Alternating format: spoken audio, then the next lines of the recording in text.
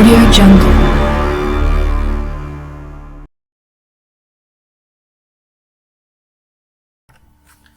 सबसे पहली बात कि कंपाउंड प्रोपोर्शंस बनते हैं किस तरह इम्प्लीकेशन के साथ। उसके लिए कनेक्टिव्स यूज होते हैं to build up compound proportion with implication.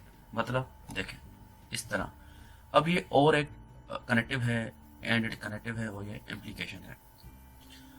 Compound proportion होता क्या है वो आपको मैं पहले बता चुका हूँ कि ये एक कंपाउंड प्रोपोजिशन है। किस तरह है कि इसमें दो स्टेटमेंट है और कनेक्टिव के साथ मिली हुई है।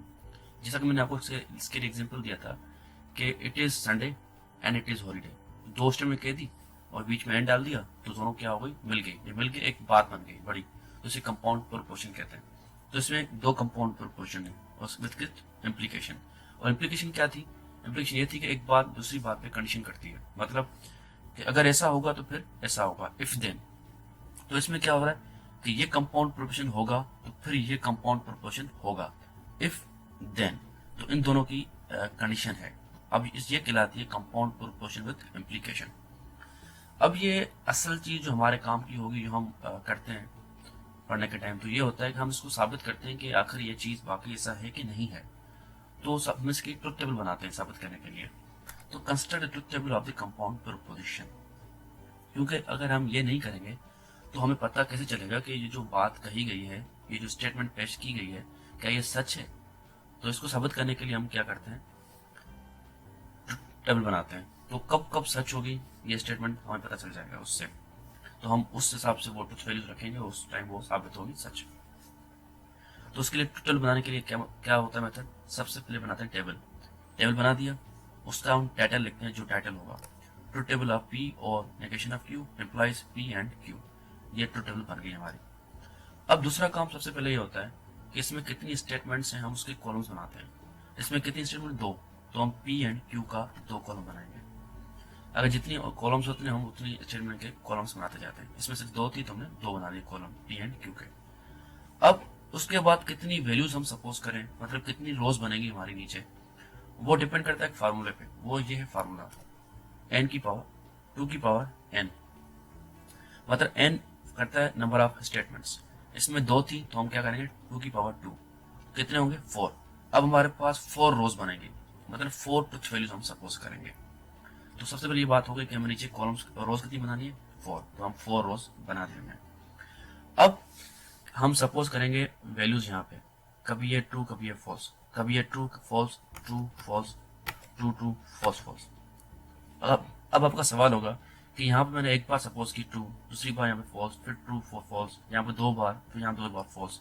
ऐसा क्यों? क्योंकि ये बनाने का एक तरीका होता है। क्या तरीका होता है कि जो जो पहली स्टेटमेंट होगी इस तरफ से, राइट की तरफ से, वो होती है टू की पावर जीरो। और टू की पावर जीरो क्या होगा? वन होगा। और टू की पावर वन अगली स्टेटमेंट होगी जो कि टू होगा। जो इस तरह जो आगे स्टेटमेंट आती जाएंगी वो टू का पावर टू, इस तरह टू का पावर थ्री, इस तरह आगे चलती जाएंगी जितनी हमारी स्टेटमेंट्स होंगी। तो ये क्या हुआ? टू की पावर जीरो वन हुआ। ये क्या हुआ? टू हुआ। तो यहाँ पे एक का डिफरेंस, यहाँ पे दो का डिफरेंस, बस ये रखना है हमें। यहाँ पे एक बार टू फॉल्स, एक बार टू फॉल्स, यहाँ दो बार टू, दो बार फॉल्स, दो बार टू, दो बार फॉल्स। इस तरह यहाँ पे क्या होगा? टू टू की पावर टू हो गया, तो टू टू द फोर, यहाँ फोर ट्रू फोर फॉल्स, इतना होगा। तो ये बनाने का तरीका होता है, ट्रुथ टेबल सपोज करने का तरीका होता है। सबसे पहले नंबर ऑफ रोज फाइंड करते हैं इससे, उसके बाद ये तरीका लिखते हैं। अब हम अपना काम करते हैं जो हमें कंडीशन दी गई है। अब क्या है, सबसे पहले तो हम इस वाली ब्रैकेट पे आते हैं, पहली वाली कंडीशन पे। इसके अंदर क्या है? एक तो पी हमारी बनी हुई है। उसके बाद हमें क्या बनाना है? Negation of Q. तो सबसे पहले नेगेशन ऑफ क्यू बनाएंगे। कॉलम दिया, ट्रू का क्या होगा? फॉल्स। फॉल्स का क्या होगा? ट्रू। ट्रू का क्या होगा? फॉल्स। फॉल्स का क्या होगा? ट्रू। क्योंकि नेगेशन ऑफ क्यू का मतलब क्या होता है कि अपोजिट बनाना। ये आपको मैं पहले बता चुका हूँ। सिंपली हमने ये बना लिया। अब हमें ये वाली कंडीशन बनानी है, मतलब इस पी और इस क्यू का और करना है। और के अंदर क्या होता है? एक भी ट्रू तो आपकी वैल्यू ट्रू हो जाती है। तो इसमें ट्रू है तो ट्रू आ गया। इसमें ट्रू है तब यहाँ पे ट्रू आ गया। यहाँ पे फॉल्स, सिर्फ इस कंडीशन में ये फॉल्स हुआ। बाकी यहाँ पे फॉल्स, यहाँ पे ट्रू आ गया। तो एक भी ट्रू तो ट्रू।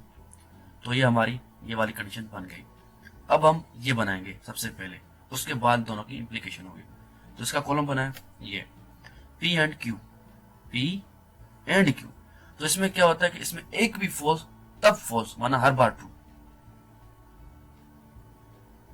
मतलब हर बार ट्रू मतलब क्या होगा, जब दोनों ट्रू होंगे तभी ट्रू, वरना फॉल्स। बस में सिर्फ जब दोनों ट्रू होंगे तभी ट्रू होगा, वरना फॉल्स।